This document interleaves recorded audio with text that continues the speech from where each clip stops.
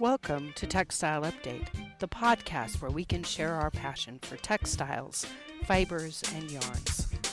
This is Gwendolyn Hustvedt. This is the first of 3 podcast episodes where I'm going to look at the non-yarn fabrication methods. These would be ways we can make textiles without actually making yarns first. So skip the spinning. I'm going to start this episode on non-yarn fabrication methods by doing what I like to do anytime I start an episode where I talk about textiles, and that is to think about the history.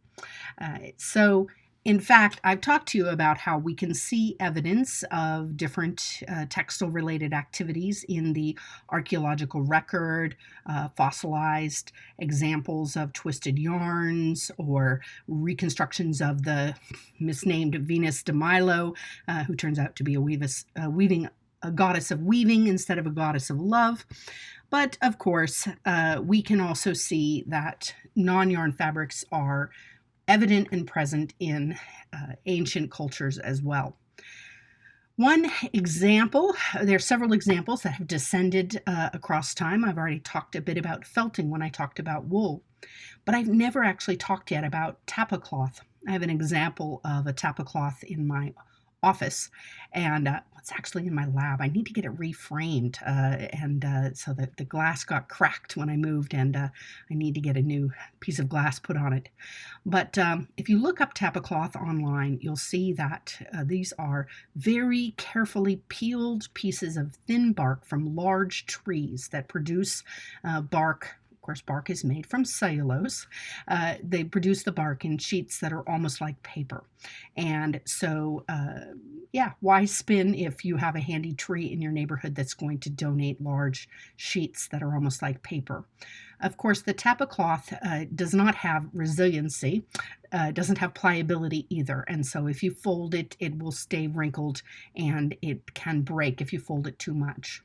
As a result, many cultures that use this type of fabric will use it for ceremonial purposes. And you could see, for example, in the home of a civic leader in one of these cultures, might be referred to as a chief or a chiefess, and you'll see the tapa cloths are actually standing kind of in rolled tubes in the corner, ready to be wrapped around the body with their often symbolic paintings on the surface of the textile. Of course, I mentioned felt, and we can see that felt is something that civilizations coming out of the Middle East, where sheep come from, would have been making felt as soon as sheep were domesticated. And in fact, if you ever were in a setting with sheep that were mostly wild or feral, you would see that they will eventually shed their fleece because it's just basically grown out hair that eventually slides off the new grown in hair, and they'll shed it and it will come off in big sheets. And so if you took that sheet and then rubbed it with abrasion and moisture, eventually you would make a fabric that was durable and waterproof, and you could then go out and shepherd your sheep in comfort. So non-yarn fabrics also have ancient and wonderful history to explore. Just as a definition, in the past, or you might hear me occasionally say non-woven as well, and the major industrial organization that internationally that works with non-yarn textiles refers to them as non-woven. But I mention non-yarn because, of course, weaving isn't the only fabrication method, right? Then what about the non-knitted? Is knit a non-woven? No. So I'm saying non-yarn to indicate that we're skipping the yarn step. We're either going from fibers to fabric without going through the yarn step, or we're potentially even going from polymers to fabric without going through the yarn step. Just like the tree didn't make any yarns on its surface, it just produced a whole sheet of material we could peel off and use as a textile. Typically, non-yarn fabrics are less expensive because, well, we just skipped a whole production step. spinning mills are often concentrated in certain parts of the world, and it's very interesting when we see a chart. I saw a chart like this one time when I was at a meeting on the climate change implications of cotton, was looking at water and how cotton was using water. And they said, well, one of the challenges with keeping track of any part of the textile industry is this huge spider web of crisscrossing paths, right? So a fiber could be produced in one country and then shipped practically raw, maybe just ginned, right, and baled, and shipped to an entirely different country where it is processed into yarn, and then from there shipped to another country where it may be knitted or woven, and then shipped from there to another country where it's processed, and then shipped from there to another country where it's actually manufactured into the final product. And so if we skip that yarn step, that's just two whole shipping container trips that we don't have to make. We can go directly from the fiber to the fabric. So it's less expensive for that reason. Also because the production methods to actually make it into the fabric are less difficult and less complex than weaving and knitting. And for these reasons, these fabrics are considered disposable. They're not disposable because they're inherently easier to get rid of, right? So, in some cases people will say, well, but can't they be recycled? Well, not necessarily. It depends on what they were made of or how they were produced and what materials are in them. Aren't they compostable? Well, unfortunately, if they're strong enough to be used for an end use, they may be too strong for the stirring arms of the huge industrial composting facilities to actually break, and they may end up clogging or jamming the composting arms, so they may not actually be compostable in your average composting facility. So while technically they may be recyclable or technically they may be compostable in actual experience on the part of the end user, that may not be what happens. They may be considered disposable because after we're finished with them, not maybe, in most cases they're considered disposable because after we're finished with them, they can be packaged into a big container at the back of the hospital facility, for example, picked up by a specially licensed company that then drives across the state with the words medical waste on the outside and taken to a special incinerator. They're disposable because we can afford to only use them once, which is a bit of a quandary if we find ourselves in a situation where we've disposed of all of the medical textiles and no more are coming. If we're in a situation where we suddenly need to use massive quantities of medical textiles that were designed to be thrown away after being used once. So there is a bit of a weakness in this logic that they're disposable because we can afford to dispose of them.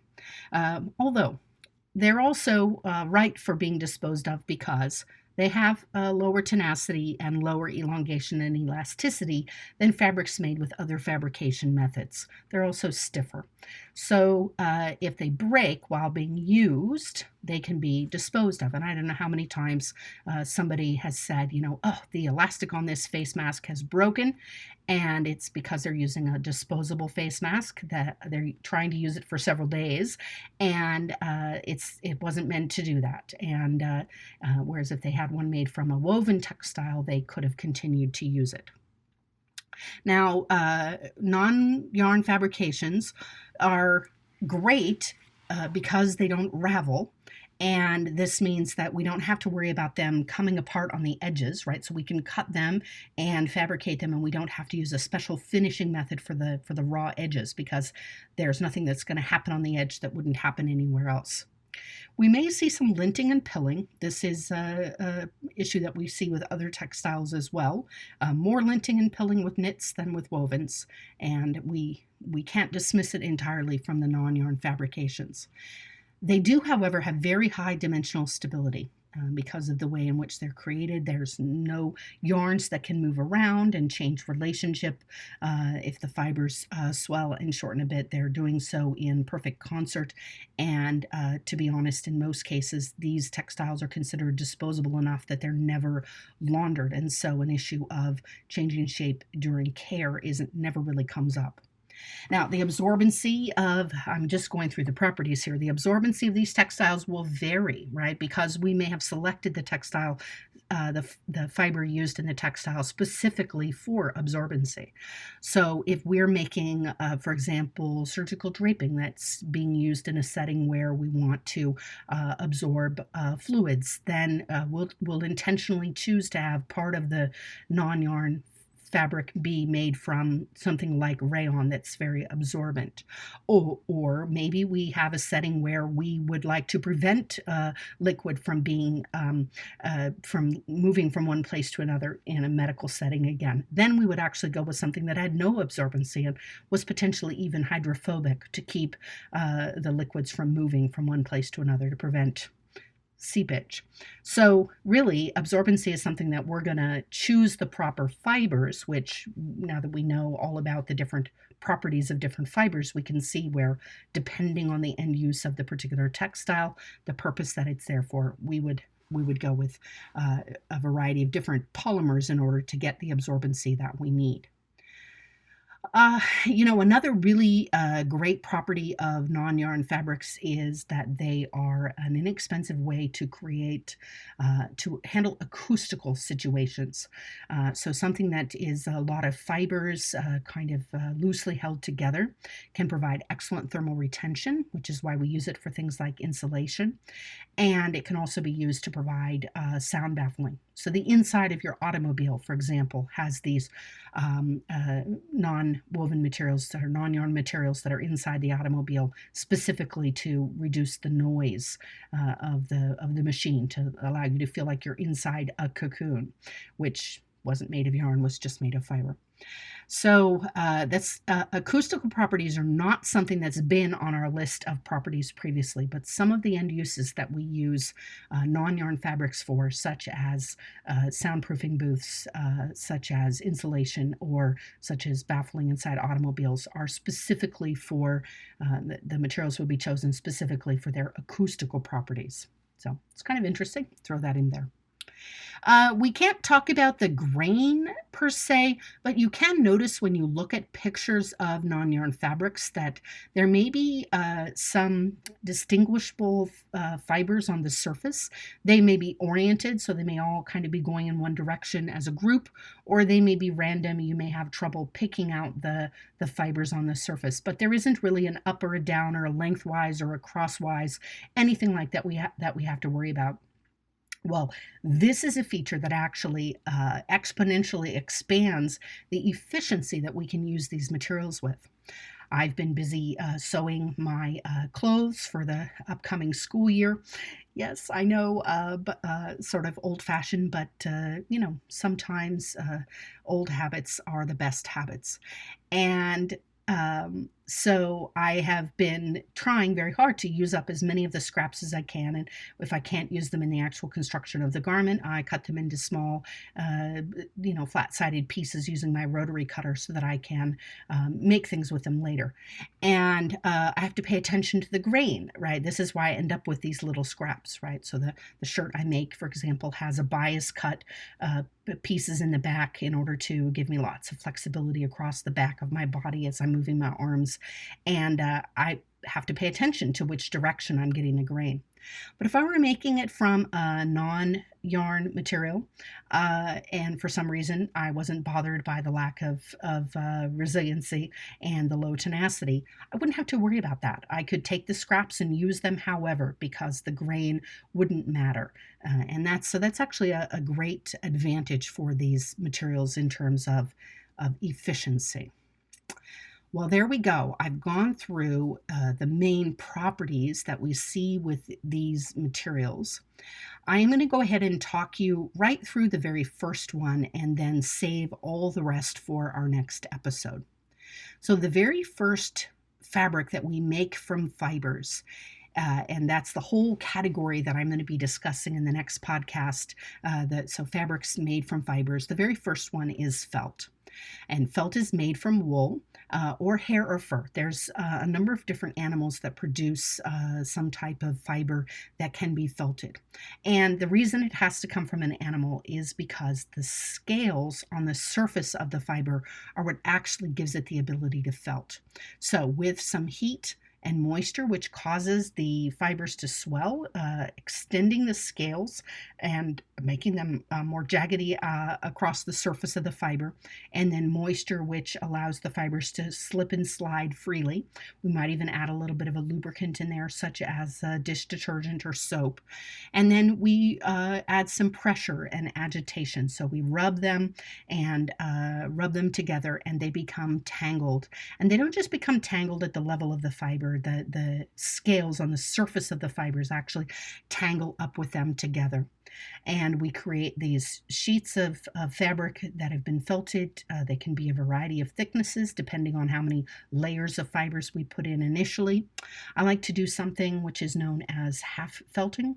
So I will lay out bats, which is what we call kind of a stack of carded wool. I'll lay out my bats going lengthwise and crosswise in alternate directions to make a square canvas. And I'll use a really nice, clingy, sticky wool for that. And I'll felt it just enough that it's one solid piece that I can pick up and move. And my goal there is just to get it nice and square, or rectangular. I'll work really hard to get nice sharp edges. And as soon as it's just enough that it's not going to change its shape anymore, then I'll begin to add, that's half felted. Then I'll begin to add additional fibers to create a painting on the surface. I'll add fibers I've dyed that are all various colors, and to create the scheme and design, add in some curly fibers, add in some yarns. I may separately half felt something and then cut it out to be a shape and kind of applique it on top of everything else. And I'll continue to add heat and pressure and moisture and lubrication, and I'll rub it and roll it and squeeze it. And because I had the background that was half felted, the end result will be something that's roughly the shape, even if it's a little bit smaller than I anticipated. So felting can be a wonderful and very vigorous artistic expression.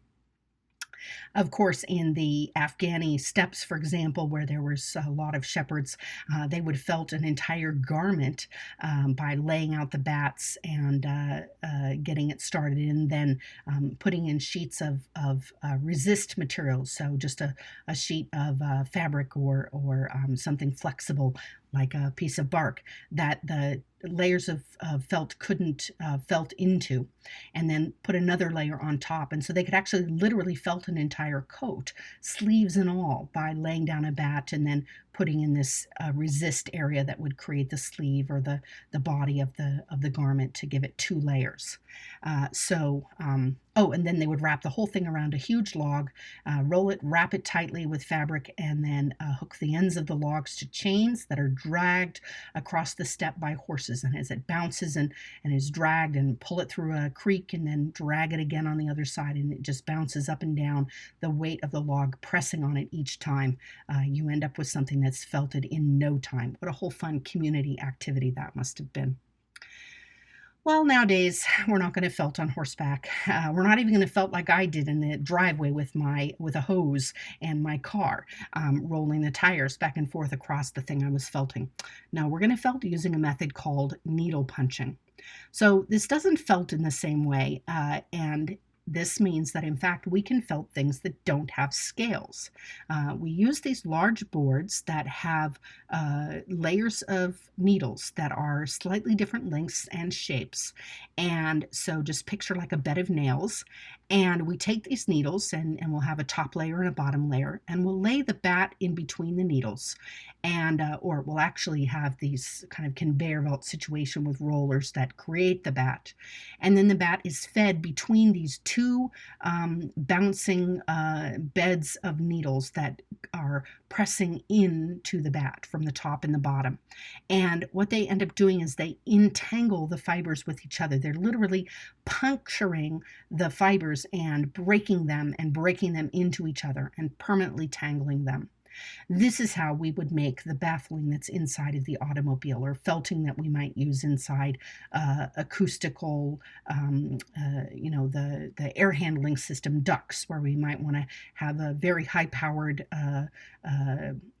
air handling system to exchange air at a high rate, but we want to have it be quiet so that people in the office building or microchip factory don't know that a jet engine is what's on the roof running the air handling system. So we'll have this needle punched material inside to deaden the sound. We'll put a scrim. This is optional, but a scrim would be a very loosely woven sheet of material right in the middle of all of the layers of fiber. That will give it a little bit extra strength.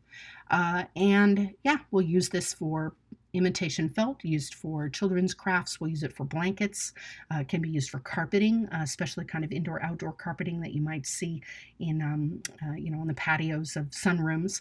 And we'll use it for, as I mentioned before, automobiles, especially the trunk liner, right? We want it to soak up any chemicals that we might have stored in the trunk. And we also want to deaden the sound. Not because you've kidnapped somebody and have them in your trunk, right? But just because the noise from the exterior of the car could enter the car through the back seat. So if the trunk is nice and baffled, then it reduces sound in the cabin of the car. You can tell the difference between a needle punched felt and a true felt if you look closely. Well, first thing is, true felt is only going to be made from wool. So if it says the fiber content is polyester, it's not a true felt. It's going to be needle punched. But if it were made from wool, or we weren't sure what the fiber content was and we weren't allowed to light it on fire to find out, you can actually see the little needle punch holes in the surface of the needle punched felt. So that's something that you can look for if you're trying to identify whether something is worth paying true felt prices for something that might have been manufactured using needle punching. Well, that's it for my first discussion on non-yarn fabrics. I'll be back in the next episode to talk about more fabrics made from fibers, and then the final episode we'll talk about fabrics made from solutions, so skip the fiber even, and we'll also talk about natural sources of non-yarn fabrics such as leather and fur and fleece.